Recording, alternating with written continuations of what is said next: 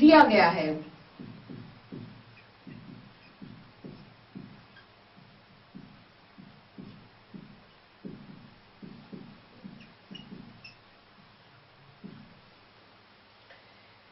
इसका मतलब है कृमि अर्थात केंचुओं के द्वारा खाद बनाने की प्रक्रिया।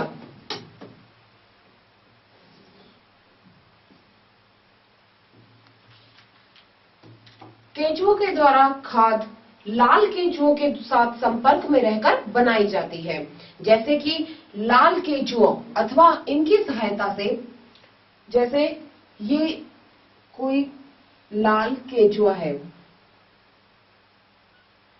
जो कि मिट्टी में पाए जाते हैं, ये लाल केंचुए, और इनकी पूरी सतह पर इस प्रकार से छल्ले अथवा वलय बने हुए रहते हैं। इस प्रकार की संरचना पाई जाती है। तो इन लाल केंचुओं की सहायता से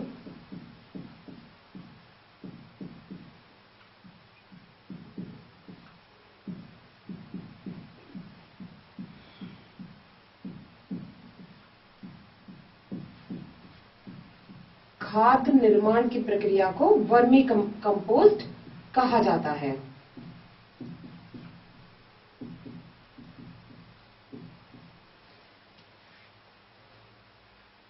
वर्मी कंपोस्ट कहा जाता है। अब ये लाल केंचुए, इनमें ऐसी क्या संरचना पाई जाती है जिनसे कि खाद का निर्माण किया जाता है? तो इनमें सबसे स्पेशली जो लक्षण है, इनके विशेष लक्षण वह है कि इनमें दांत नहीं होते, तथा दांत नहीं है तो ये अपना भोजन कैसे चबाते हैं, कैसे ग्रहण करते हैं?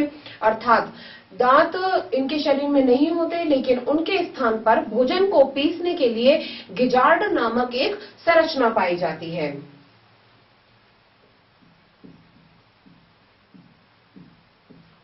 गिजार्ड नामक संरचना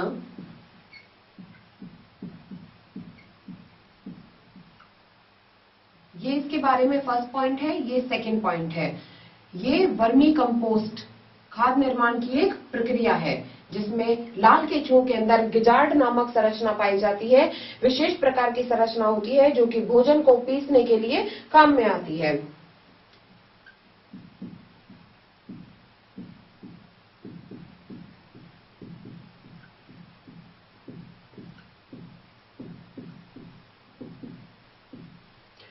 गिजार्ड नामक संरचना भोजन को पीसने के काम आती है। तीसरी और मुख्य बात क्या है इसमें कि ये कृमि जो होते हैं बहुत ही मिट्टी में होते हैं, अधिक संख्या में मिल जाते हैं उपजाऊ मिट्टी में, और इनमें अपने भार के बराबर का जो है वजन होता है, मतलब इनका जो भार होता है उसके बराबर ये एक दिन में आहार खाते हैं। अर्थात इनको भोजन की आवश्यकता अत्यधिक होती है, और यही जो अपशिष्ट पदार्थ होता है, रसोई घर का अपशिष्ट पदार्थ, वो इनका भोजन होता है। तो ये एक दिन में जितना इनका भार होता है उतना आहार खा सकते हैं, और एक महीने के अंदर अपनी संख्या दोगुनी कर लेते हैं। अर्थात जितने कृमि हैं, अगर उनको उचित मात्रा में आहार अथवा भोजन दिया जाए तो वो एक माह में अपनी बराबर की संख्या, अर्थात अपनी संख्या में दुगनी कर लेते हैं, जनन करते हैं, वृद्धि कर लेते हैं। इस प्रकार से जो है लाल केंचुओं की संख्या बढ़ती जाती है और वो मृदा में खाद का निर्माण करते हैं। और इन्हें जैसे इनका मुख्य लक्षण हो गया तीसरा कि ये अपने वजन के बराबर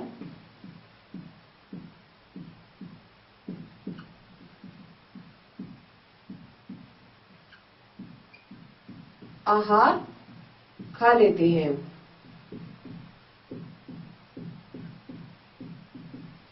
तथा एक माह में अपनी संख्या